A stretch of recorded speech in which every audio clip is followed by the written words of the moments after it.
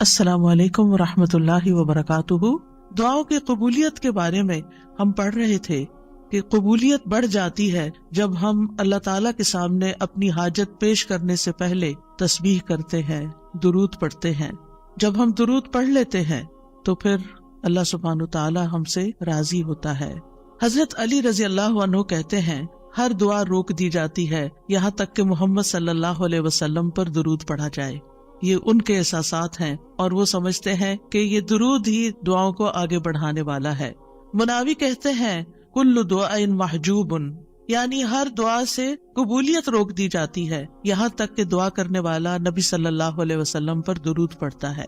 یعنی دعا اللہ کی طرف نہیں اٹھتی یہاں تک کہ اس کے ساتھ نبی صلی اللہ علیہ وسلم پر درود کو نہ ملایا جائے، کیونکہ درود دعا کی قبولیت کا وسیلہ ہے۔ ہم نے دعا کی اہمیت اور آداب میں پڑھا تھا کہ کچھ وسیلے ایسے ہیں جو جائز ہیں اور کچھ وسیلے ایسے ہیں جو درست نہیں ہیں۔ تو جائز وسیلوں میں سے ایک وسیلہ کیا ہے کہ ہم درود پڑھیں تاکہ ہماری دعا آگے بڑھے۔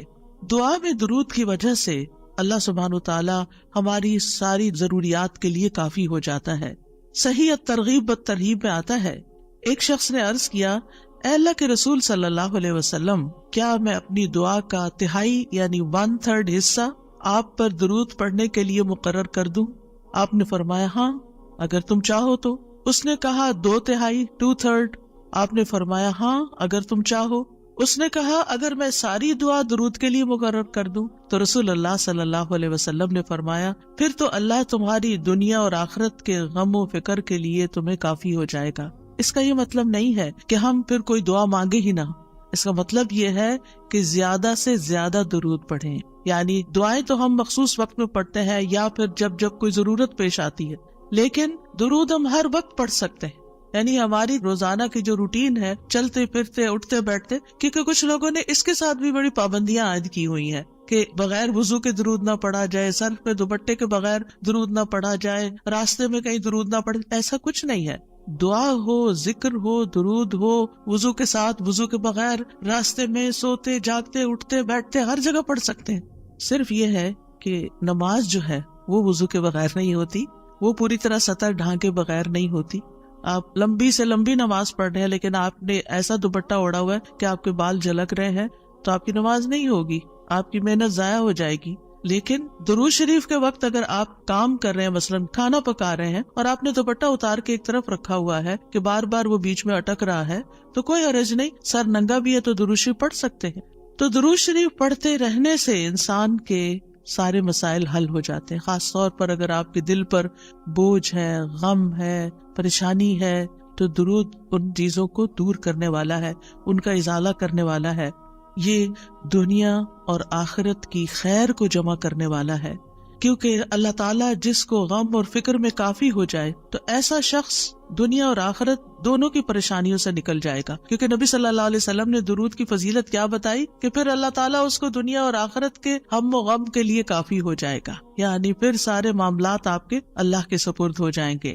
یعنی اذن یکفیک اللہ ما اہمک، تمہاری دینی، دنیاوی، اخروی معاملات، ہر چیز میں جو پریشانیاں ہیں انشاءاللہ وہ دور ہو جائیں گی۔ اس کی وجہ کیا ہے؟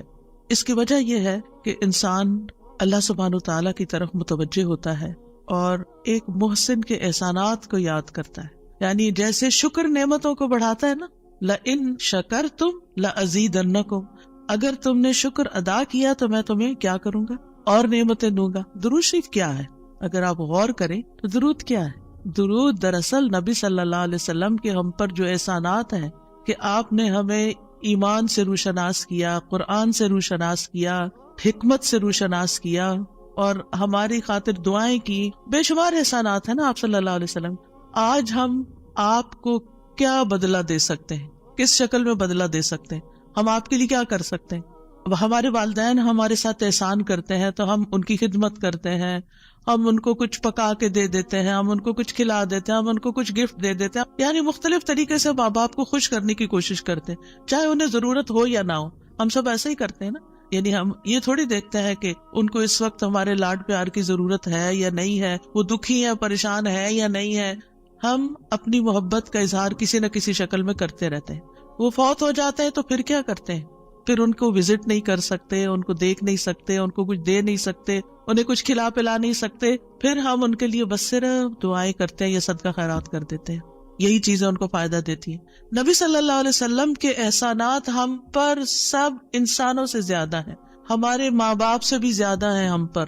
اگر ہم سیرہ پڑھیں اور دیکھیں کہ آپ نے کتنے دکھ اٹھائے، کتنے غم اٹھائے، کتنی پریشانیوں سے گزرے، تو حیران ہو جاتا ہے انسان کہ اتنی بھی سچی خیرخواہی کسی انسان کے اندر ہو سکتی. النبی اولیٰ بالمؤمنین من انفسہم، نبی تو تم سے بھی زیادہ تمہارے لیے مہربان ہے. یعنی ہم اپنی جانوں کے بارے میں اتنے فکر مند نہیں ہوتے، ہم اپنے آپ کو خود جہنم کی آگ سے بچانے کے لیے وہ فکر نہیں کرتے جتنی فکر ہمارے نبی صلی اللہ علیہ وسلم نے ہمارے لیے کی.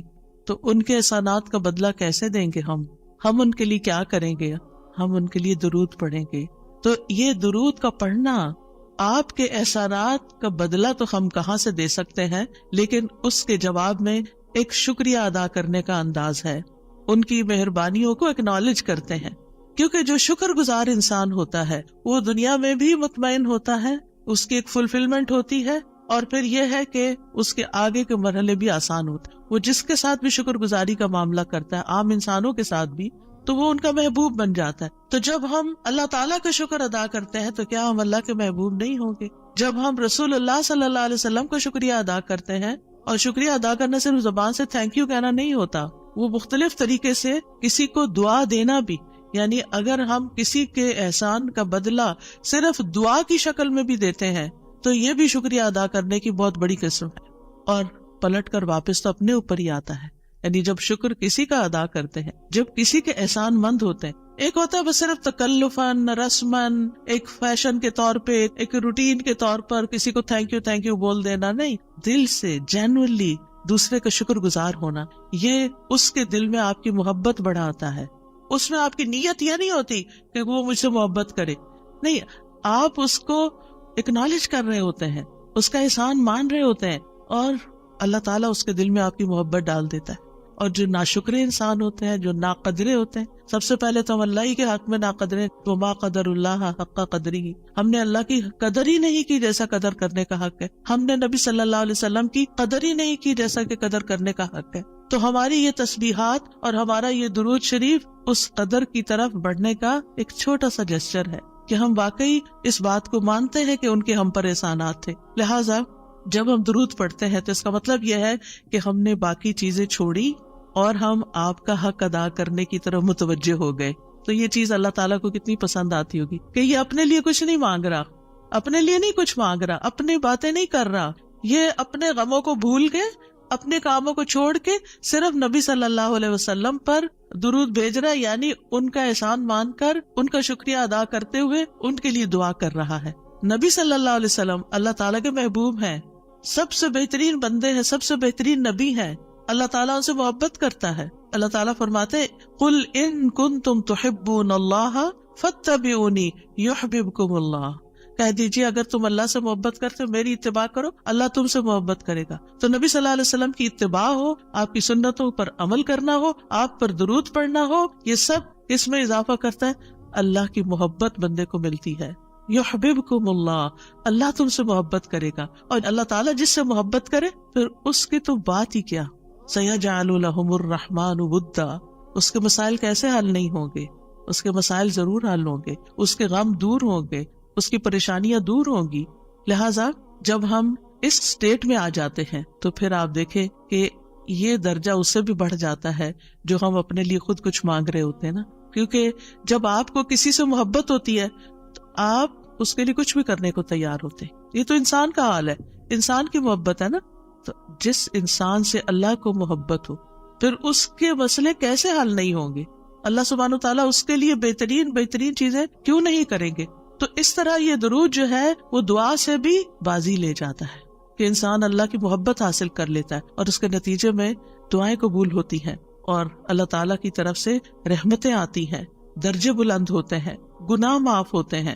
لیکن اس کا یہ مطلب ہرگز نہیں کہ آپ باقی دعائیں نہ مانگیں، کیونکہ خود نبی صلی اللہ علیہ وسلم نے ساری دعائیں مانگی ہیں. یہ جو ہم آپ کو جتنی بھی دعائیں سکھا رہے ہیں یہ مسنون دعائیں ہیں، ان کو دعا سمجھ کے پڑھیں اور اس کو ریپیٹڈلی پڑھیں.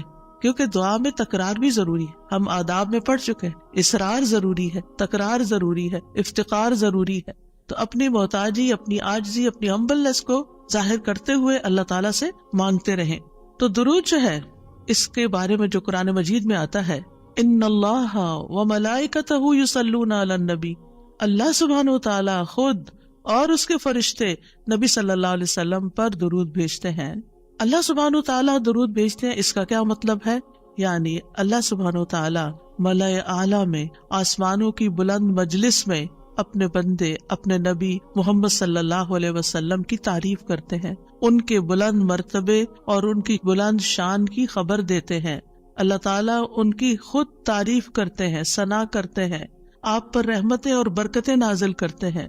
اور فرشتے بھی درود بھیجتے ہیں, جیسے فرشتے تسبیح کرتے ہیں نا, اور جیسے کائنات کی باقی چیزیں سب اللہ کی حمد و ثنا کرتے ہیں, تو نبی صلی اللہ علیہ وسلم پر بھی فرشتے درود بھیجتے ہیں. اور ان کا درود بھیجنا کیا ہے کہ آپ کے لیے رحمت اور مغفرت اور بلندی درجات کی دعا.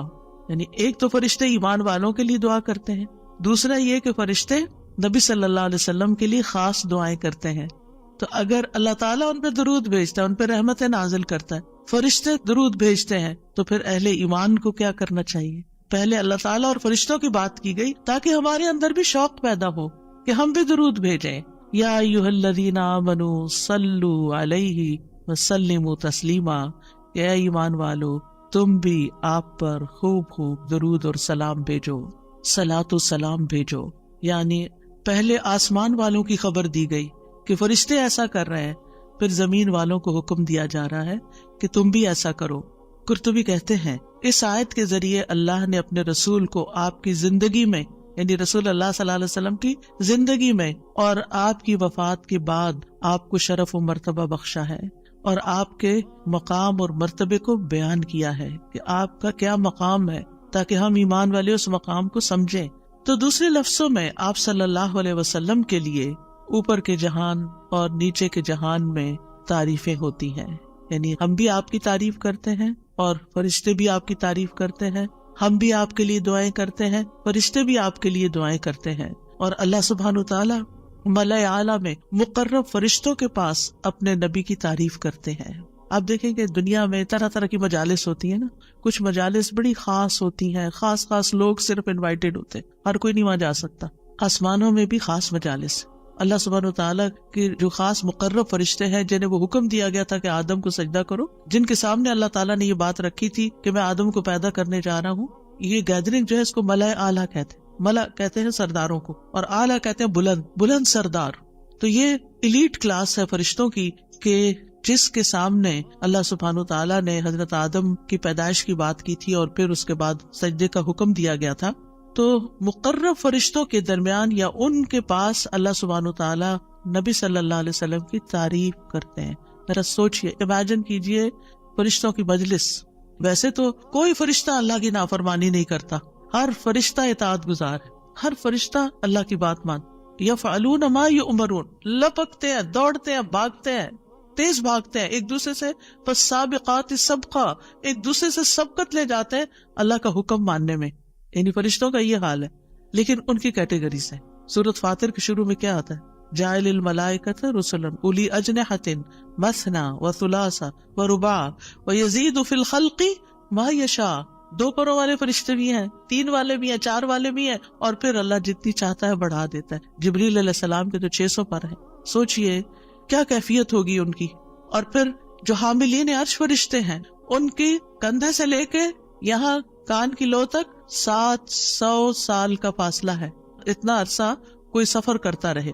اب آپ خود سوچیں کہ اتنے بڑے فرشتے ہیں وہ, ان کے سامنے اللہ سبحانہ و تعالیٰ محمد صلی اللہ علیہ وسلم کی تعریف فرماتے ہیں. آپ کے مقام کا اندازہ کریں. کیا ہم نے قدر کی اپنے نبی کی؟ ہم کیا درود پڑھتے ہیں, ہم کیا تعریف کرتے ہیں, ہم کتنا جانتے ہیں آپ کو, ہم آپ کی سنت کو کیا سمجھتے ہیں. حدیث, یہ تو حدیث ہے, یہ قرآن تو نہیں ہے. استغفر اللہ. آپ نے دین کے مختلف چیزوں میں فرق کر دیا جس کو خود رسول اللہ صلی اللہ علیہ وسلم دے کر گئے تھے. آپ کس راہ پہ چل پڑے؟ تو آپ سوچئے کہ اللہ کے رسول صلی اللہ علیہ وسلم کی تعریف وہاں ہو رہی, راہ گزرتا بھی کوئی ہماری تعریف کر دے نا تو ہم ایسے بھول جاتے ہیں کہ بڑی چیز ہو گئے, ہم پتہ نہیں کیا بن گئے ہیں. اس کو بھی بہت کچھ سمجھتے ہیں. کبھی فیس بک پہ لگاتے ہیں یہ فلاں نے ہماری تعریف کی ہے, کبھی کچھ کرتے ہیں کبھی کچھ کرتے ہیں. تعریف, آپ سوچئے پھر ہم کیا ہے اور محمد صلی اللہ علیہ وسلم کیا ہے جن کی تعریف اللہ تعالیٰ کر رہے ہیں اور وہ فرشتوں کی مجلس میں کر رہے ہیں, اس تعریف کا کیا کہنا. ایسے پیغمبر پر, ایسے نبی پر کیا ہم درود نہیں بھیجیں گے؟ کیا ہم ان کے لیے دعائیں نہیں کریں گے؟ اللہ سبحانہ تعالیٰ سے ان کے لیے وسیلہ نہیں مانگیں گے؟ تو صلاۃ کا جو لفظ ہے, صلاۃ کا لفظ اس کے معنی میں رحمت بھی ہے, ذکر خیر بھی ہے, دعا بھی ہے. رحمت, ذکر خیر اور دعا. قاموس میں ہے الصلاۃ الدعاء والرحمت والاستغفار وحسن الثناء من اللہ عز وجل علی رسولہ صلی اللہ علیہ وسلم. صلاۃ سے مراد دعا, رحمت, استغفار اور اللہ عز وجل کی طرف سے اس کے رسول کی تعریف ہے. یعنی درود کا یہ مطلب ہے, یعنی اللہ تعالیٰ کی طرف سے صلاۃ بھیجنے کا مطلب کیا ہے کہ اللہ تعالیٰ آپ سے راضی ہے اور آپ پر رحمت نازل کرتے ہیں. ٹھیک ہے, یعنی اللہ تعالیٰ آپ پر درود بھیجتے یعنی آپ پر رحمت نازل کرتے ہیں اور آپ سے راضی ہیں. ابن قیم کہتے ہیں نبی صلی اللہ علیہ وسلم پر اللہ کے صلاۃ بھیجنے سے مراد اللہ سبحانہ تعالیٰ کا آپ کی تعریف کرنا ہے اور آپ کی دیکھ بھال کرنا ہے اور آپ کے شرف کو ظاہر کرنا ہے اور آپ کی فضیلت اور حرمت کو ثابت کرنا ہے. اور فرشتوں کے صلاۃ بھیجنے کا مطلب کہ وہ دعا کے معنی میں ہے کہ وہ نبی صلی اللہ علیہ وسلم کے لیے دعا مانگتے ہیں. اور یہ بھی ممکن ہے کہ وہ اللہ سبحانہ تعالیٰ کے ساتھ مل کر نبی صلی اللہ علیہ وسلم کی تعریف کرتے ہیں کہ فرشتے بھی آپ کی تعریف کرتے ہیں. ابو عالیہ کہتے ہیں کہ معزز فرشتوں کا صلاۃ بھیجنا ان کا دعا کرنا ہے نبی صلی اللہ علیہ وسلم کے لیے. ابن عباس کہتے ہیں یصلون کا مطلب ہے وہ برکت کی دعا کرتے ہیں. یہ سارے معنی میں اختلاف نہیں ہے, یہ مختلف طریقے سے صلاۃ کے لفظ کو واضح کیا گیا, کیونکہ عام طور پر ہمیں لفظ درود کا بھی مطلب کوئی نہیں آتا ہوتا. یعنی کہ اگر کسی سے پوچھے درود کیا ہوتا ہے, کچھ پتا نہیں, بس ہوتا ہے درود. تو عربی میں درود نہیں کہتے, یہ فارسی کا لفظ ہے, عربی میں صلاۃ کہتے ہیں اور صلاۃ میں یہ سارے معنی آ جاتے ہیں جو میں عرض کر رہی ہوں. اور امت کو کیا حکم ہے کہ وہ آپ کے لیے دعا بھی کرے اور آپ کے حکم کی تعظیم بھی کرے. آپ کے حکم کو, جو نبی صلی اللہ علیہ وسلم کا حکم ہے, اس کو سب کے حکم پر فوقیت دیں, اس کو بڑا سمجھیں. ایک طرف ماں باپ کا حکم, ایک طرف رسول اللہ صلی اللہ علیہ وسلم کا حکم. اگرچہ اللہ سبحانہ تعالیٰ نے ہمیں ماں باپ کے ساتھ احسان کا حکم دیا ہے, ان کی بات ماننے کے لیے بھی کہا ہے, لیکن ان کے مقابلے میں اگر رسول اللہ صلی اللہ علیہ وسلم آ جاتے ہیں تو پھر ہمیں رسول اللہ صلی اللہ علیہ وسلم کی بات کو فوقیت دینی ہے, ترجیح دینی ہے, اہمیت دینی ہے, کیونکہ وہ شخص مومن ہی نہیں ہو سکتا جس کو نبی صلی اللہ علیہ وسلم اس کے والدین, اولاد اور سب انسانوں سے زیادہ محبوب نہ ہو جائیں. یہ ایمان کا کرائیٹیریا ہے. سارے انسانوں, چاہے کوئی کتنے بڑے بڑے اسکالرز ہوں, سائنٹسٹ ہوں, ریسرچرز ہوں, چاند پہ جانے والے لوگ ہوں, جو مرضی ہوں, جہاں رسول اللہ صلی اللہ علیہ وسلم کی بات آ گئی, یہ بات سچی ہے. صدق اللہ و رسولہ, اللہ اور اس کے رسول نے سچ کہا ہے. صحیح اوتھینٹک حدیث سامنے آ گئی ہے, ایسا ہی کرنا چاہیے. ریسرچز کہتی ہیں شہد نہ کھایا جائے کیونکہ اس میں بہت سویٹنس ہے. نہیں, قرآن کہتا ہے کہ شہد میں شفا ہے. نبی صلی اللہ علیہ وسلم نے تجربہ کروایا تھا ایک شخص کو, وہ شہد سے پہلے بیمار ہوا تھا اور پھر اسی سے ہی وہ ٹھیک ہوا تھا جس کا پیٹ خراب ہوا تھا. ہمارا یقین ہے اگر شہد خالص ہے, شہد شہد ہے, کچھ اور نہیں, تو پھر اسی میں ہی شفا ہے. یہ ہو نہیں سکتا کہ جو بات قرآن کہہ دے اور جو بات نبی صلی اللہ علیہ وسلم کہہ دے پھر اس میں کوئی شک باقی رہے. کوئی شک نہیں, ہمیں اس شک کو دل سے نکالنا ہے. دو چیزیں ایمان میں خلل ڈالتی ہیں, شبہات اینڈ شہوات. کیونکہ جب ہمارے اندر ڈاؤٹس آ جاتے ہیں نا کسی چیز کے بارے میں, تو پھر ہمارا یقین اٹھ جاتا ہے, پھر ہمارا عمل کمزور ہو جاتا ہے. اور اسی طرح جب ہماری خواہشات آگے آ جاتی ہیں تو پھر ہم لیزی ہو جاتے ہیں, ہم اپنی مرضی پسند کے محبوب کام کرنے لگتے ہیں اور دوسرے کاموں کو پیچھے کر دیتے ہیں, چاہے وہ ہمارے لیے زیادہ فائدے کی کیوں نہ ہو.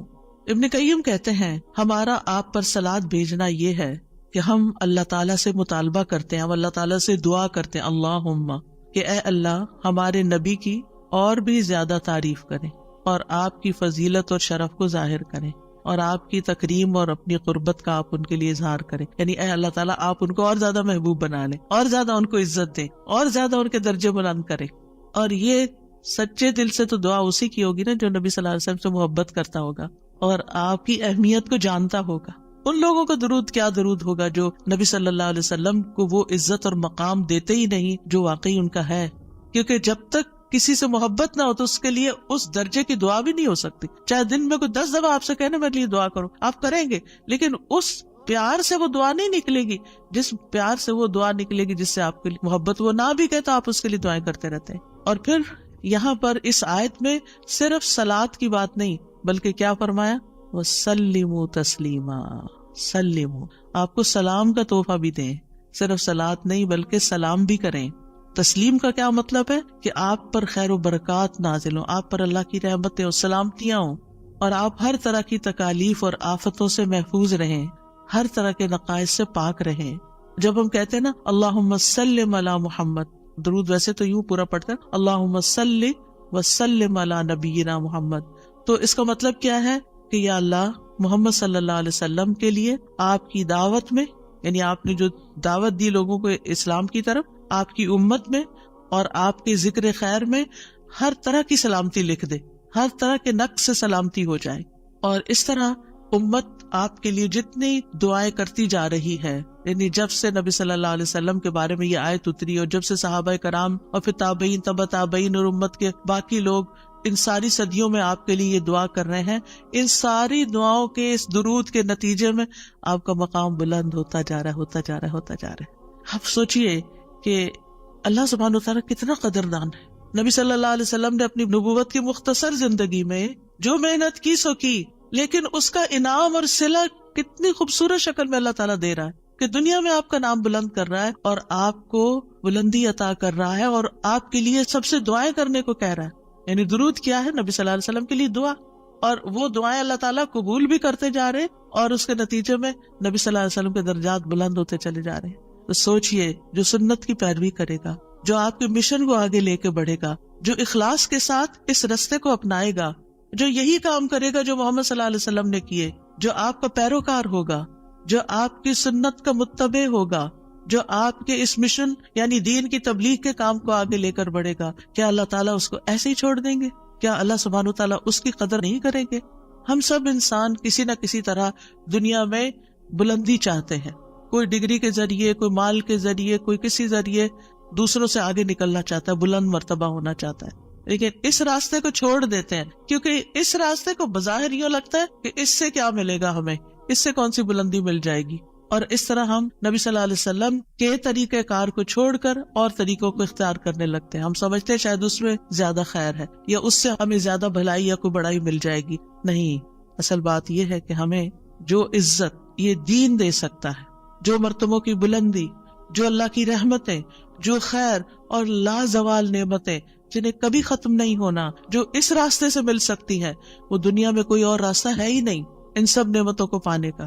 پھر بھی ہم اپنے دین کو حقیر سمجھتے ہیں اور دین کی خدمت کو فارغ وقت کا کام سمجھتے ہیں اور پورے خوشی اور محبت اور خلوص کے ساتھ یہ کام نہیں کرنا چاہتے.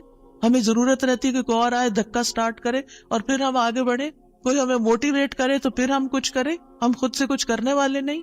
ہم کس بات کے انتظار میں ہیں؟ اصل مشکل یہ کہ ہمارے یقین میں کمی ہے، تو اس یقین کو بڑھانے کی ضرورت ہے.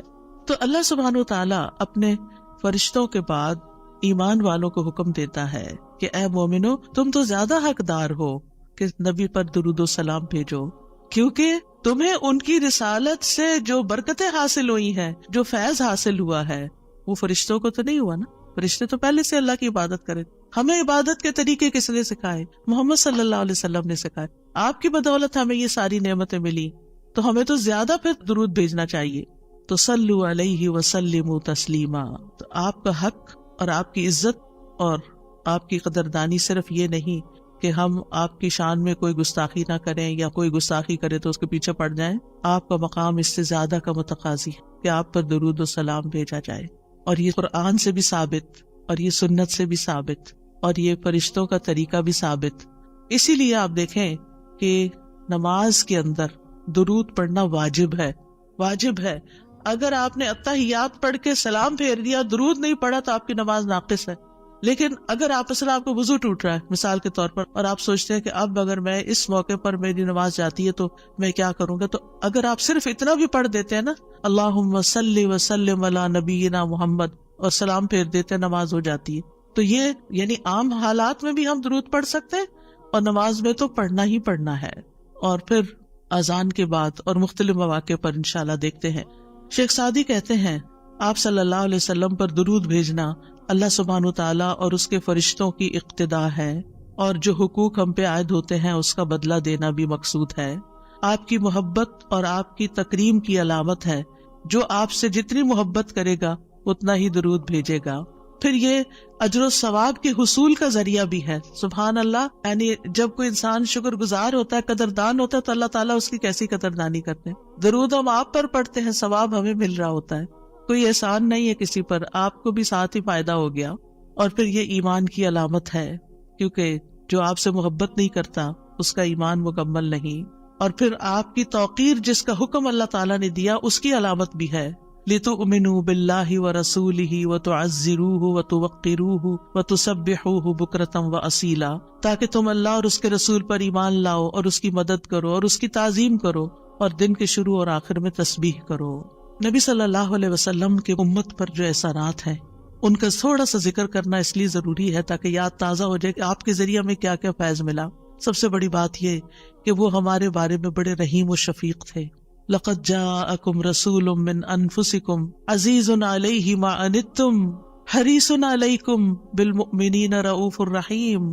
لوگوں تمہارے پاس تمہیں میں سے ایک رسول آیا ہے، اگر تمہیں کوئی تکلیف پہنچے تو اسے گراں گزرتی، اس کو تکلیف ہوتی ہے. کیا ہمارے اندر بھی دوسروں کے لیے ایسے احساسات ہیں کہ کسی کو تکلیف پہنچے تو ہمیں تکلیف ہو جائے؟ نبی صلی اللہ علیہ وسلم کو ایمان والوں کی تکلیف سے تکلیف پہنچتی تھی. وہ تمہاری فلاح کا حریص ہے. ہم ہیں لوگوں کی فلاح کے حریص کہ ان کو ہدایت ہو جائے، یہ دین کی طرف آ جائے. مومنوں پر نہایت مہربان اور رحم کرنے والا ہے. یہ ہیں ہمارے رسول جن کی گواہی اللہ تعالیٰ نے دی کہ ان کے اندر کے جذبات لوگوں کے لیے کیا ہے اور ان کا مشن کیا اور وہ چاہتے کیا ہے آپ کے لیے، اور وہ کتنے شفیق اور مہربان ہے. یعنی ایک دائی کی بنیادی صفت ہونی چاہیے کہ وہ دوسروں سے محبت کرنے والا ہو، دوسروں کی خیر کرنے والا ہو. ہم بعض اوقات دین کا کام کرتے ہوئے اتنے پروفیشنل ہو جاتے ہیں کہ ہماری ٹون بھی بڑی اسپارٹ ہو جاتی ہے اور ہمارا انداز بھی بڑا تحکمانہ ہو جاتا ہے. ہم سمجھتے ہیں کہ ہم صحیح معنی میں خدمت کر رہے ہیں. نہیں، کہیں ایسا نہ ہو کہ اس کی وجہ سے لوگ دین سے ہی دور ہو جائیں. نبی صلی اللہ علیہ وسلم کا یہ طریقہ نہیں تھا. اللہ کی قسم، ہم جتنے سنت کے زیادہ قریب ہوں گے اتنے ہی زیادہ ہم دین کو فائدہ پہنچانے والے ہوں گے، اور جتنے سنتوں سے دور ہو جائیں گے اور آپ کے طریقے سے دور ہو جائیں گے آپ سے بھی اتنے ہی دور ہو جائیں گے اور دین کو بھی اتنا ہی نقصان پھر دیں گے. نبی صلی اللہ علیہ وسلم مومنوں پر ان کی جانوں سے بھی زیادہ قریب ہیں. النبی اولیٰ بالمؤمنین من انفسہم وازواجہ امہاتہم. یہ نبی مومنوں پر ان کی جانوں سے زیادہ حق رکھنے والا ہے اور اس کی بیویاں ان کی مائیں ہیں. نبی صلی اللہ علیہ وسلم نے فرمایا، دنیا میں کوئی مومن ایسا نہیں جس سے میرا دنیا اور آخرت میں سب سے زیادہ قریب کا رشتہ نہ ہو. اگر چاہتے ہو تو یہ آیت پڑھ لو. یعنی صرف اس دور کے لوگوں کے لیے نہیں تھے آپ قریب، بلکہ ہمارے لیے بھی ہیں. فرمایا یہ آیت پڑھ لو، النبی اولیٰ بالمؤمنین من انفسہم. نبی مومنوں پر ان کی جانوں سے بھی زیادہ قریب ہیں. لہٰذا جو کوئی مومن مر جائے اور مال چھوڑ جائے تو وہ اس کے خاندان کو ملے گا، اس کے وہ وارث ہوں گے، اور جو قرض یا عیال چھوڑ جائے وہ میرے پاس آئے، میں اس کا بندوبست کروں گا. آج کوئی حکمران، کوئی لیڈر ایسا ہے جو یہ کہے کہ تمہارا کوئی فوت ہو جائے، جو وہ چھوڑے وہ سب تمہارا، لیکن اگر کوئی تمہاری ضرورت ہے تو میرے پاس آ جاؤ؟ ایسی خیرخواہی محمد صلی اللہ علیہ وسلم کے اندر تھی اپنے ساتھیوں کے لیے. آپ امت کے لیے روتے تھے. نبی صلی اللہ علیہ وسلم نے ابراہیم علیہ السلام کے بارے میں یہ آیت پڑھی، ربی انہن اضللن کثیرا من الناس فمن تبعنی فانہ منی، کہ اے میرے رب، ان بتوں نے بہت سے لوگوں کو گمراہ کر دیا ہے، تو جو میری پیروی کرے وہ مجھ سے ہوگا. اور یہ آیت جس میں عیسیٰ علیہ السلام کہتے ہیں ان تعذبہم فانہم عبادک وان تغفر لہم فانک انت العزیز الحکیم. اے اللہ، اگر تو انہیں عذاب دے، یعنی جو میرے پیروکار ہیں، تو تیرے بندے ہیں دے دے، اور اگر تو بخش دے تو بے شک تو عزیز الحکیم ہے. نبی صلی اللہ علیہ وسلم نے کیا پڑھا؟ ابراہیم علیہ السلام نے کہا بس وہ میرے ہیں جو میری پیروی کرے. عیسیٰ علیہ السلام نے کہا تیرے بندے ہیں، تو چاہے تو سزا دے. نبی صلی اللہ علیہ وسلم کو دیکھیے، پھر آپ نے یہ 2 آیتیں پڑھ کے اپنے ہاتھ اٹھائے اور فرمایا، اے اللہ، میری امت میری امت، امتی امتی، اور آپ رونے لگ گئے. یہ آپ کے دل میں امت کے لیے پیار تھا. امت کے دل میں محمد صلی اللہ علیہ وسلم کے لیے کیا محبت ہے. تو اللہ عز و جل نے فرمایا، اے جبریل جاؤ محمد کے پاس، حالانکہ تیرا رب خوب جانتا ہے، اور ان سے پوچھو کہ کیوں رو رہے ہیں. جبریل علیہ السلام آپ کی خدمت میں آئے اور آپ سے رونے کی وجہ پوچھی تو رسول اللہ صلی اللہ علیہ وسلم نے انہیں بتا دیا کہ میں اپنی امت کے لیے رو رہا ہوں، حالانکہ اللہ سب سے زیادہ جاننے والا ہے۔ تو اللہ تعالیٰ نے فرمایا، اے جبریل، محمد کی طرف جاؤ اور ان سے کہہ دو کہ ہم آپ کو آپ کی امت کے بارے میں ضرور راضی کر دیں گے اور ہم آپ کو غمگین نہیں کریں گے۔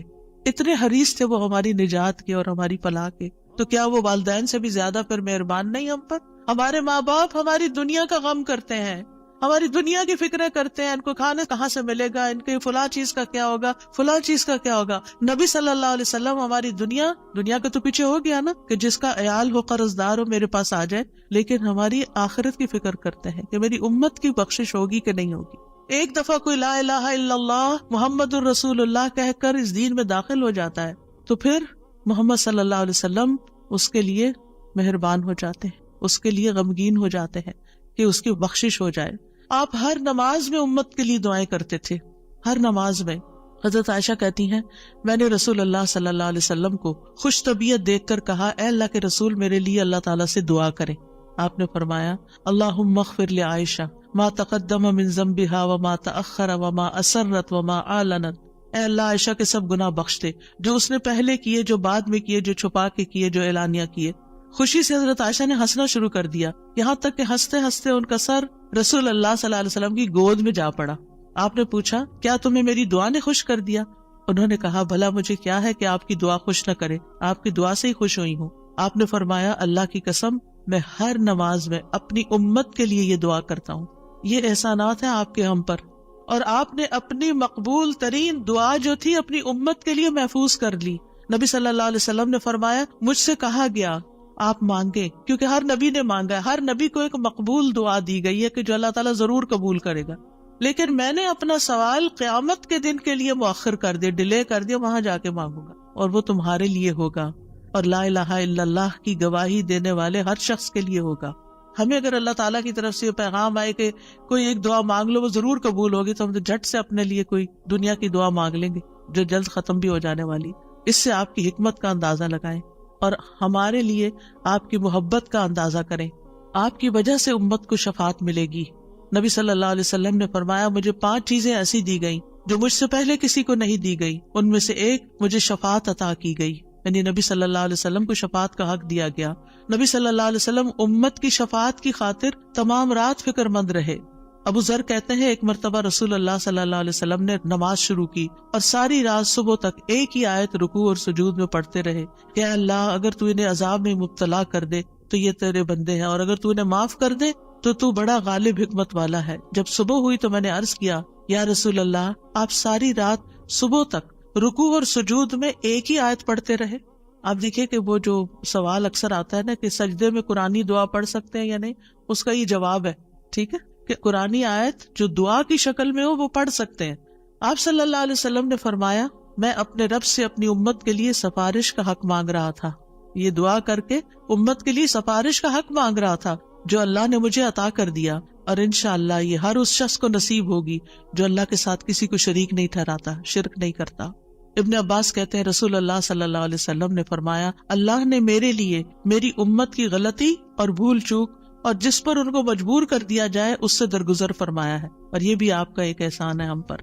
نبی صلی اللہ علیہ وسلم نے اپنی امت کو مشقت میں نہیں ڈالا، بس وہ کام سکھائے جو وہ کر سکتے تھے آسانی سے۔ آپ صلی اللہ علیہ وسلم نے فرمایا، اگر میری امت پر مشقت نہ ہوتی تو میں انہیں ہر نماز کے وقت وضو کرنے کا حکم دیتا، یعنی چاہے وضو ہوتا پھر بھی دوبارہ حکم دیتا، لیکن اگر وضو ہے تو دوبارہ نہ بھی کرو، یہ آسانی دیا آپ نے۔ آپ اپنی امتیوں کو آگ سے بچانے کی شدید حرص رکھتے تھے۔ نبی صلی اللہ علیہ وسلم نے ایک مرتبہ فرمایا، میری مثال اور لوگوں کی مثال اس شخص کی طرح ہے جس نے آگ روشن کی، جب اس کے چاروں طرف روشنی پھیل گئی تو پروانے اور کیڑے مکوڑے جو آگ پہ گرتے ہیں اس میں گرنے لگے۔ وہ آدمی ان کو آگ سے دور کرتا ہے لیکن وہ اس کے قابو میں نہیں آتے بلکہ آگ میں داخل ہو جاتے ہیں۔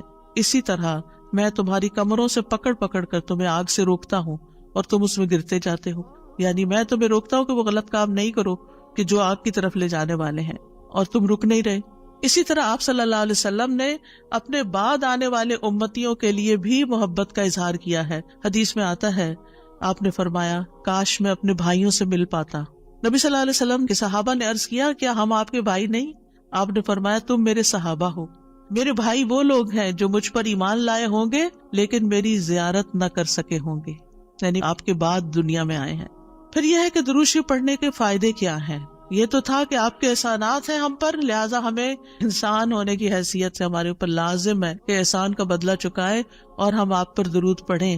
لیکن ویسے فائدے کیا ہیں؟ ایک بار درود بھیجنے پر 10 رحمتیں ملتی ہیں، صحیح مسلم کی روایت میں آتا ہے۔ سنن نسائی میں آتا ہے جو شخص مجھ پر 1 مرتبہ درود بھیجے گا اللہ اس پر 10 مرتبہ رحمتیں نازل کرے گا، اس کے 10 گناہ معاف ہوں گے، اس کے 10 درجات بلند ہوں گے۔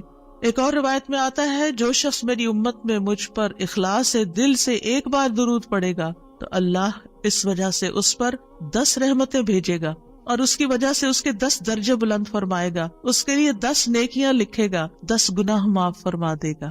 فائدے ہی فائدے، برکتیں ملے گی۔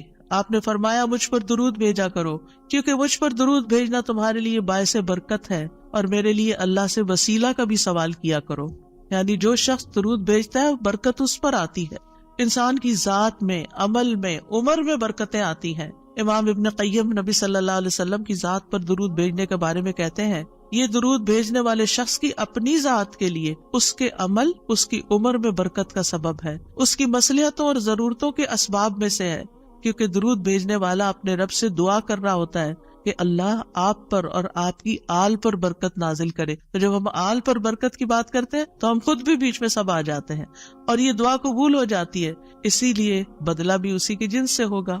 ابن حجر کہتے ہیں کہ طاعون اور دیگر بڑی بڑی وبائی بیماریوں میں سب سے بڑھ کر ان کو دور کرنے والی چیزوں میں سے نبی صلی اللہ علیہ وسلم پر کثرت سے درود بھیجنا ہے۔ پینڈیمک میں، کووڈ-19 میں ہمیں سب سے زیادہ درود پڑھنا ہے۔ درود پڑھتے رہے، کثرت سے پڑھتے رہے، یہ وبائی امراض دور ہو جائیں گی۔ ابن الجوزی کہتے ہیں جب اللہ اپنے بندے کے ساتھ خیر کا ارادہ کرتا ہے تو وہ اسے محمد صلی اللہ علیہ وسلم پر درود بھیجنے کی توفیق دے دیتا ہے، کیونکہ پھر خیر اسی پر واپس آنی ہے نا، تب توفیق ہو گئی تو خیر و برکت کے دروازے کھل گئے۔ ایک فرشتے کے ذریعے آپ تک درود پہنچایا بھی جاتا ہے۔ رسول اللہ صلی اللہ علیہ وسلم نے فرمایا جو شخص 1 بار مجھ پر درود بھیجے گا اللہ اس پر 10 رحمتیں نازل کرے گا، اس پر ایک فرشتہ مقرر ہے، یعنی اس کام پر جو وہ مجھ تک پہنچاتا رہتا ہے۔ ہر جگہ سے درود پہنچا دیا جاتا ہے، یعنی ضروری نہیں کہ روزے کے پاس جا کے ہی آپ درود پڑھیں، اور اگر روزے پہ جانا نصیب نہیں ہو تو بعض لوگ بہت اپسیٹ ہو جاتے ہیں کہ ہم مدینہ گئے ہیں روزے پہ نہیں جا سکے۔ کوئی بات ہے، آپ مدینہ میں تو ہے نا، شکر کریں۔ ہم شکر کرنا بھول جاتے ہیں اور ہم وہ چیز جو نہیں ملی ساری اپنی ایفرٹ انرجی ادھر لگا دیتے ہیں اور اپنا وقت ضائع کر دیتے ہیں۔ کیونکہ میں یہ بات اس لیے کر رہی ہوں کہ رمضان میں بھی بہت سے لوگ عمرے پہ جائیں گے اور آپ کو لیٹسٹ ریسٹرکشنز کا پتہ ہے کہ جب تک روزے کی بکنگ نہ ملے آپ وہاں نہیں جا سکتے۔ اب بعض لوگ اس پہ پریشان ہو کے بیٹھ جاتے ہیں، تو پریشان نہ ہو آپ۔ اس وقت اگر دل میں تنگی تکلیف آئے تو کہ یا اللہ قیامت کے دن مجھے اتنا دور نہ کرنا آپ سے، آج یہاں پہنچ کے بھی میں دور ہوں، قریب نہیں جا پا رہی، تو کہیں ایسا نہ ہو کہ قیامت کے دن دور ہو جاؤں۔ یہ سبق سیکھنے کی یہ بات، یعنی اچھے برے حالات تھے، لوگ ایک عمرے میں کئی دفعہ جا رہے ہوتے تھے لیکن اب پہنچ کر بھی نہیں پہنچ پاتے۔ تو نعمتیں تو کبھی بھی جا سکتی انسان سے، جب نعمت جائے نا، محرومی ہو تو یہ سوچے کہ اللہ آخرت میں محروم نہ کرنا، دنیا میں ایک چیز لے لیے وہاں نہ لینا، کیونکہ وہ محرومی اصل محرومی ہے۔ تو ایسے میں آپ دیکھیں کہ اگر آپ 20 میٹر دور بیٹھ کے بھی درود شریف پڑھ رہے ہیں نا، مدینہ کے اندر پڑھ رہے ہیں، مکہ میں پڑھ رہے ہیں، کینیڈا میں پڑھ رہے ہیں، یہاں سے بھی آپ کا درود پہنچا دیا جاتا ہے۔ اللہ تعالیٰ کے ایسے لشکر ہیں، ایسے فرشتے ہیں، سیکنڈز میں آپ کی بات کہاں سے کہاں چلی جاتی ہے۔ کیا یہ امیزنگ نہیں؟ اللہ تعالیٰ عرش پر ہوتے ہوئے جس کی بلندیوں کا ہم اندازہ بھی نہیں کر سکتے، یہاں ہماری باتیں سن رہے ہیں۔ اللہ تعالیٰ کے لیے کوئی چیز مشکل نہیں، وہ السمیع البصیر ہے۔ رسول اللہ صلی اللہ علیہ وسلم نے فرمایا تم کہیں بھی ہو مجھ پر درود بھیجو کیونکہ تمہارا درود مجھ تک پہنچ جاتا ہے۔ پھر یہ کہ نبی صلی اللہ علیہ وسلم کی سفارش کے مستحق ہو جاتے ہیں وہ جو آپ پر درود بھیجتے ہیں۔ آپ نے فرمایا جو میرے اوپر درود بھیجتا ہے یا میرے لیے وسیلہ مانگتا ہے، قیامت کے دن اس کے لیے میری شفاعت ثابت ہو جائے گی۔ یہ وسیلہ وہ خاص مقام ہے ایک جنت میں جو صرف ایک شخص کو ملے گا، اور وہ آپ صلی اللہ علیہ وسلم کے لیے ہم مانگتے ہیں کہ وہ سب سے اعلیٰ ترین مقام ہمارے نبی محمد صلی اللہ علیہ وسلم کو ملے۔ درود نہ پڑھنے والا بخیل ہے۔ آپ نے فرمایا جس کے سامنے میرا ذکر ہو اور وہ مجھ پر درود نہ بھیجے وہ بخیل ہے۔ درود نہ پڑھنے والے کے لیے دوری اور رسوائی ہے۔ مالک بن حویرث کہتے ہیں رسول اللہ صلی اللہ علیہ وسلم ممبر پر چڑھے، جب پہلی سیڑھی پر چڑھے تو فرمایا آمین، پھر دوسری پر چڑھے تو فرمایا آمین، پھر تیسری پر چڑھے تو فرمایا آمین، پھر فرمایا میرے پاس جبریل آئے اور فرمایا اے محمد، جس نے رمضان کا مہینہ پایا پھر اس کی بخشش نہ ہو سکی تو اللہ اس کو اپنی رحمت سے دور کر دے۔ میں نے کہا آمین۔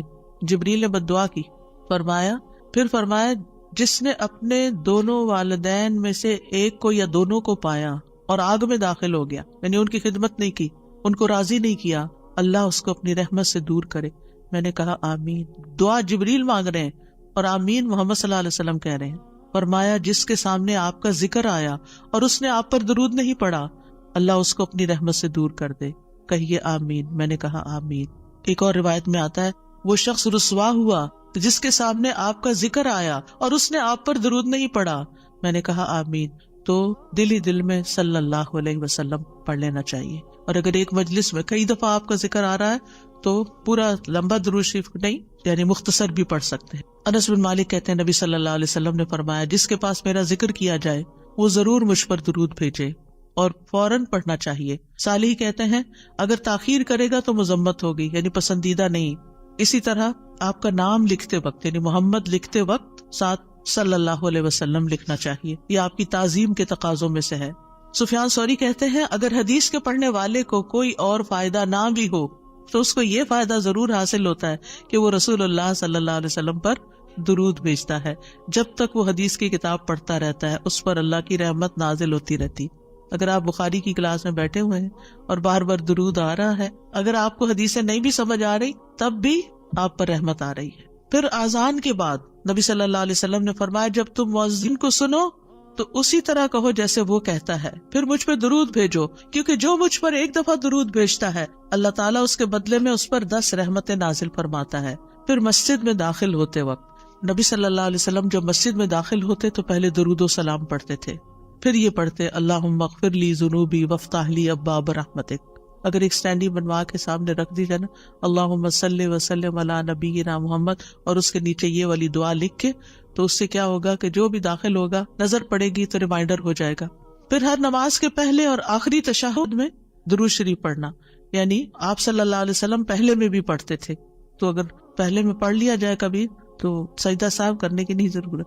پھر اسی طرح یہ کہ صفا مروہ کی سعی کرتے وقت وہاں پر جب آپ چکر لگا رہے ہوتے ہیں تو ساتھ ساتھ درود بھی پڑھتے جائیں، یعنی دعائیں کرنے کے علاوہ۔ یعنی عام طور پہ ہم صرف اور مختصر اذکار یا دعاؤں پہ زیادہ رکھتے ہیں، درود بھول جاتے ہیں۔ اور خصوصاً جب ہم صفا کے پاس کھڑے ہوں، حضرت عمر کہتے ہیں کہ جب تم آؤ تو بیت اللہ کے ساتھ چکر لگاؤ اور پھر مقام ابراہیم پہ 2 رکعت پڑھو، پھر صفا کے پاس آؤ، کھڑے ہو جاؤ، بیت اللہ نظر آئے، 7 بار اللہ اکبر کہو، ہر 2 تکبیروں کے درمیان اللہ کی حمد و ثنا کرو اور درود بھی بھیجو، اپنے لیے دعا مانگو، اور مروہ پہاڑی پر بھی ایسا ہی کرو۔ پھر جمعہ کے دن اور رات نبی صلی اللہ علیہ وسلم نے فرمایا جمعہ کے دن اور رات کو کثرت سے مجھ پر درود بھیجو، بس جو آدمی ایک دفعہ درود بھیجے گا اللہ اس پر 10 رحمتیں نازل کرے گا۔ نماز جنازہ کی دوسری تکبیر کے بعد قنوت نازلہ پڑھتے وقت دعا کے شروع، آغاز اور اختتام پر مجالس میں، یعنی جس مجلس میں آپ بیٹھیں چاہے دنیا کے مجلس تو اس میں بھی بیٹھے بیٹھے درود پڑھیں۔ نبی صلی اللہ علیہ وسلم نے فرمایا جو لوگ کسی جگہ پر مجلس کریں، بیٹھے ہیں باتیں کر رہے ہیں لیکن نہ اس میں اللہ کا ذکر کرے نہ اپنے نبی پر درود بھیجے تو وہ ان کے لیے نقصان کا باعث ہوگی، پھر اگر اللہ چاہے تو انہیں عذاب دے، اگر چاہے تو انہیں بخش دے۔ تو اس لیے درود وہاں بھی ضروری ہے۔ اور ایک اور روایت میں آتا ہے کہ قیامت کے دن ایسی مجلس ان کے لیے حسرت کا باعث ہوگی، اگرچہ وہ اپنے اجر و ثواب کی بنا پہ جنت میں داخل بھی ہو جائیں لیکن انہیں اس مجلس پہ حسرت ہوگا ہم وہاں بیٹھے تھے اور ہم نے ایک دفعہ بھی درود نہیں پڑھا۔ نبی صلی اللہ علیہ وسلم کے علاوہ دیگر انبیاء پر بھی درود پڑھا جا سکتا ہے۔ آپ نے فرمایا اللہ کے نبیوں اور رسولوں پر درود بھیجو، اس لیے کہ اللہ نے انہیں بھی میری طرف مبعوث کیا تھا۔ اور بعض احادیث سے یہ پتہ چلتا ہے کہ جب آپ نبیوں کا تذکرہ کرتے تو ان کے ساتھ صلی اللہ علیہ وسلم کہتے تھے۔ اسی لیے آپ نے دیکھا کہ فقہ القلوب کی کتاب کے اندر دیگر انبیاء موسیٰ صلی اللہ علیہ وسلم لکھا ہوتا ہے۔ ہم حیران ہوتے ہیں کہ یہ کیوں، تو یہ بھی سنت سے ثابت ہے، کیونکہ نبی صلی اللہ علیہ وسلم نے جب انبیاء کا ذکر کیا اذهبوا الى ابراہیم صلی اللہ علیہ وسلم ویأتون موسیٰ صلی اللہ علیہ وسلم اذهبوا الى عیسیٰ صلی اللہ علیہ وسلم، یعنی آپ جب یہ حدیث بیان کر رہے تھے تو نبیوں کے نام کے ساتھ یہ پڑھ رہے تھے۔ پھر یہ بھی ہے کہ صرف سنت سے ثابت شدہ درود پڑھنا چاہیے، یعنی من گڑت درود پڑھنے کی بجائے جو مسنون درود ہیں وہ پڑھنے چاہیے. ایک پیمفلٹ بھی تھا درود کا، ایک ہم نے کارڈ بنایا تھا، اس میں سارے ورژنز ہوں گے، ورنہ قرآنی اور مسنون دعاؤں کے شروع میں بھی 2-3 ورژنز موجود ہیں. تو اب میں بتا بھی دیتی ہوں. ایک درود ہے اللہم صلی علی محمد وعلی آل محمد، اے اللہ محمد اور آل محمد پر رحمت نازل فرما. یعنی جو ہم نے پیچھے وضاحت پڑھی کہ محمد صلی اللہ علیہ وسلم پر اللہ تعالیٰ اپنی رحمت نازل فرمائے اور آپ کی آل پر بھی رحمت نازل فرمائے. دوسرا ہے اللہم صلی علی محمد النبی الامی وعلی آل محمد. یہ بھی آپ پڑھ سکتے ہیں، مختلف اوقات میں مختلف پڑھ لیں. پھر نماز میں اللہم صلی علی محمد وعلی آل محمد کما صلیت علی ابراہیم وعلی آل ابراہیم انک حمید مجید. اللہم بارک علی محمد وعلی آل محمد کما بارکت علی ابراہیم وعلی آل ابراہیم انک حمید مجید. عبد الرحمن بن ابی لیلہ کہتے ہیں ایک مرتبہ کعب بن عجرہ مجھ سے ملے تو انہوں نے کہا میں تمہیں حدیث کا ایک تحفہ نہ دوں جو میں نے نبی صلی اللہ علیہ وسلم سے سنا تھا. میں نے عرض کیا جی ہاں مجھے یہ تحفہ ضرور عنایت کیجیے. انہوں نے کہا ہم نے رسول اللہ صلی اللہ علیہ وسلم سے سوال کیا، بس ہم نے کہا اللہ کے رسول آپ کے اہل بیت پر کس طرح درود بھیجیں، نہیں صرف آپ پر نہیں بلکہ آپ کے گھر والوں پر بھی، اہل بیت پر بھی. بے شک اللہ نے آپ پر سلام بھیجنے کا طریقہ تو ہمیں سکھا دیا ہے. تو اس پر آپ نے فرمایا یوں کہا کرو اللہم صلی علی محمد وعلی آل محمد کما صلیت علی ابراہیم وعلی آل ابراہیم انک حمید مجید. اللہم بارک علی محمد وعلی آل محمد کما بارکت علی ابراہیم وعلی آل ابراہیم انک حمید مجید. اور پھر یہ ہے کہ رحمت کے علاوہ یہاں برکت کی دعا بھی الگ طور پر کی گئی ہے. ٹھیک ہے، صلاۃ میں ویسے شامل ہے لیکن یہاں الگ طور پر برکت کی بات کی.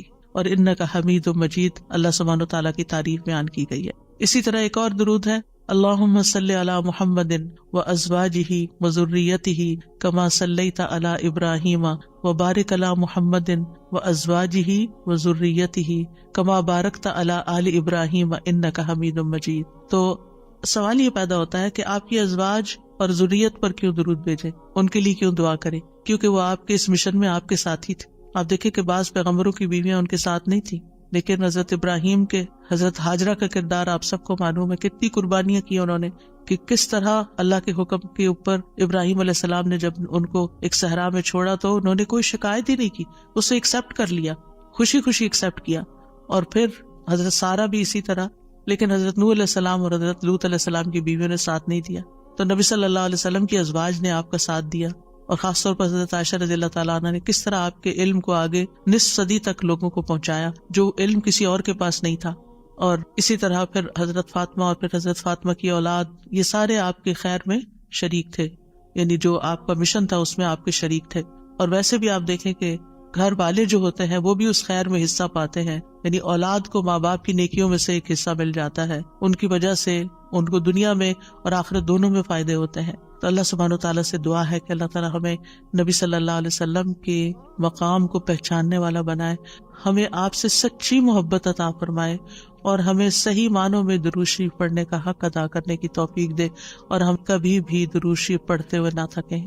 اللہم صلی وسلم وبارک علی محمد. اللہم صلی وسلم وبارک علی محمد. اللہم صلی وسلم وبارک علی محمد. اللہم صلی وسلم وبارک علی محمد. اللہم صلی وسلم وبارک علی محمد. اللہم صلی وسلم وبارک علی محمد. اللہم صلی وسلم وبارک علی محمد.